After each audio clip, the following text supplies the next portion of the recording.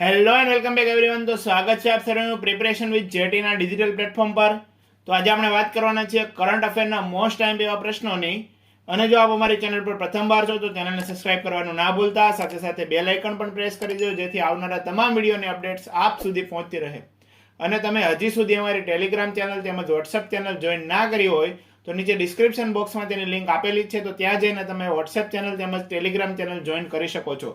તો હવે હું તમારો વધારે સમય નહીં લઉં. આજે આપણે જોઈએ કરંટ અફેરના મોસ્ટ ટાઈમ એવા 20 પ્રશ્નો. પ્રશ્ન નંબર 1, હિપેટાઇટિસ શરીરના કયા ભાગને નુકસાન કરે છે? તો આપણો સાચો જવાબ છે ઓપ્શન એ, લીવર. પ્રશ્ન નંબર 2, ભારતના ગૃહમંત્રી અમિત શાહે 1857ના વિપ્લવમાં 12 લોકોને ફાંસી અપાઈ હતી. તે કયા જિલ્લાના ગામમાં શહીદ સ્મારકનું લોકાર્પણ કર્યું? તો આપણો સાચો જવાબ છે ઓપ્શન બી, ગાંધીનગર. પ્રશ્ન નંબર 3, પીએમ નરેન્દ્ર મોદીનો ગરબો ગીતને કોણે કંઠ આપ્યો? તો આપણો સાચો જવાબ છે ઓપ્શન બી, ધ્વનિ ભાનુશાળી. પ્રશ્ન નંબર 4, યુએસએમાં ભારતની બહાર બનેલ સૌથી મોટી ડોક્ટર બાબા સાહેબ આંબેડકરની મૂર્તિની ઊંચાઈ કેટલી છે? તો આપણો સાચો જવાબ છે ઓપ્શન સી, 19 ફૂટ. પ્રશ્ન નંબર 5, આંતરરાષ્ટ્રીય ગરીબી નાબૂદી દિન ક્યારે મનાવવામાં આવે છે? તો આપણો સાચો જવાબ છે ઓપ્શન એ, 16 ઓક્ટોબર. પ્રશ્ન નંબર 6, તાજેતરમાં મુંબઈમાં આઈઓસી ઇન્ટરનેશનલ ઓલિમ્પિક કમિટી કેટલામી મીટિંગ યોજાઈ છે? તો આપણો સાચો જવાબ છે ઓપ્શન સી, 141મી. પ્રશ્ન નંબર 7, ભારતના એકમાત્ર મહિલા કે જે આઈઓસીના ભારતીય મહિલા સભ્ય છે તેનું નામ જણાવો. તો આપણો સાચો જવાબ છે ઓપ્શન એ, નીતા અંબાણી. પ્રશ્ન number 8, IOC international olympic committee નવી 5 રમતનો સમાવેશ કરવામાં આવ્યો છે, તેમાંથી કઈ રમતનો સમાવેશ કરવામાં આવ્યો નથી? તો આપણો સાચો જવાબ છે ઓપ્શન ડી, કેરમ. પ્રશ્ન નંબર 9, નીચેનામાંથી કઈ તલવાર છત્રપતિ શિવાજી મહારાજ ઉપયોગ કરતા ન હતા?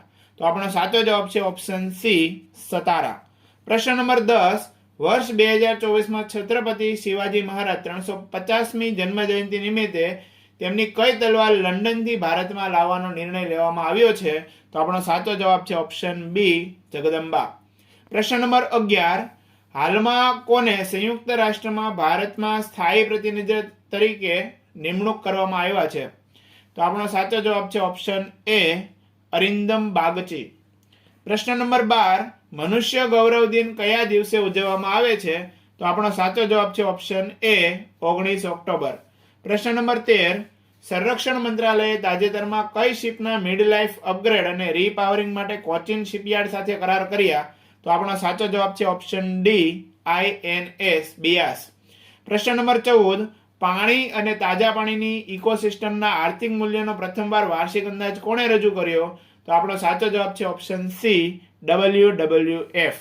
પ્રશ્ન નંબર 15, આઝાદ હિન્દ ફૌજની સ્થાપના કયા વર્ષમાં થઈ હતી?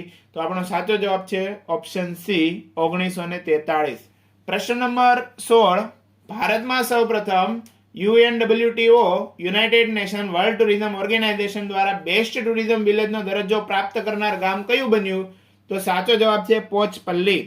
પ્રશ્ન નંબર 17, તાજેતરમાં ભારત સાથે વિવાદ માટે ચર્ચિત એવો કેનેડા દેશ કે જેના વિઝા સર્વિસ હવે માત્ર ક્યાં ઉપલબ્ધ હશે? તો આપણો સાચો જવાબ છે ઓપ્શન એ, દિલ્હી. પ્રશ્ન નંબર 18, તાજેતરમાં ભારતના UNWTO united nation world tourism organisation દ્વારા બેસ્ટ ટુરિઝમ વિલેજનો દરજ્જો પ્રાપ્ત કરનાર ગામ કયું બન્યું? તો આપણો સાચો જવાબ છે ઓપ્શન એ, ધોરાડો. પ્રશ્ન નંબર 19, તાજેતરમાં ખગોળશાસ્ત્રીઓએ કેટલા તારા વિશ્વનો એટલાસ બનાવ્યો? તો આપણો સાચો જવાબ છે ઓપ્શન ડી, 4 લાખ. પ્રશ્ન નંબર 20, આસામમાં ઉજવાતો બિહુ ઉત્સવ જેનો કયો બિહુ તહેવાર શરૂ થયો? તો આપણો સાચો જવાબ છે ઓપ્શન એ, કાટી બિહુ. જો મિત્રો તમને અમારો વિડીયો પસંદ આવ્યો હોય તો લાઈક, શેર અને સબસ્ક્રાઇબ કરવાનું ના ભૂલતા. ફરીથી મળીશું આવા જ વિડીયો સાથે.